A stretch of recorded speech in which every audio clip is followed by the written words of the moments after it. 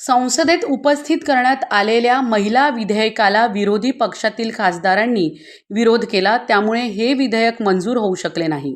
काँग्रेस, समाजवादी पक्ष, टीएमसी आणि डीएमके या पक्षांनी देशातील महिलांचा विश्वासघात केला आहे.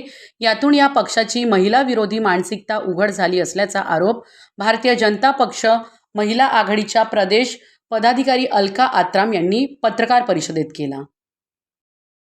16 आणि 17 तारखेला नारी शक्तीवंदन अधिनियम कायदा संसदेत माननीय पंतप्रधान यांनी चर्चेसाठी आणला होता आणि ते 2023 मध्ये सर्व पक्षांनी मिळून त्याला संमती दिली. पण आता त्यांना लक्षात आलं की आमच्याकडे बहुमत नाही आणि लगेच त्यांनी आपला पाय फिरवला आणि या भारतातील 50% आबादीवर त्यांनी ज्या महिला आहेत त्यांच्यावर अतिशय घृणास्पद असा आमच्या स्वप्नांचा चुराडा केला आणि या चुराड्यासाठी आणि या त्यांच्या निंदनीय कार्यासाठी या देशातील 50% महिला या त्यांना कधीच माफ करणार नाही आणि येणाऱ्या काळामध्ये त्यांचा रस्ता त्यांना दाखवून दिल्याशिवाय राहणार नाही. कारण सर्वसामान्य कुटुंबातील महिला या आमदार आणि खासदार झाल्या असत्या आणि त्यांचं प्रतिनिधित्व आणि त्यांची जबाबदारी आणि त्यांची सहभागिता ही तिथे गेली असती. पण कुठेतरी या सरकारला महिला विरोधी मानसिकता ही त्यांची आहे आणि ती त्यांनी या प्रकरणातून दाखवून दिलेली आहे आणि त्यांना आम्ही सर्व विरोध करतोय आणि येणाऱ्या काळात सर्व महिला सुद्धा 2029 मध्ये त्यांना ही त्यांची जागा दाखवून देईल.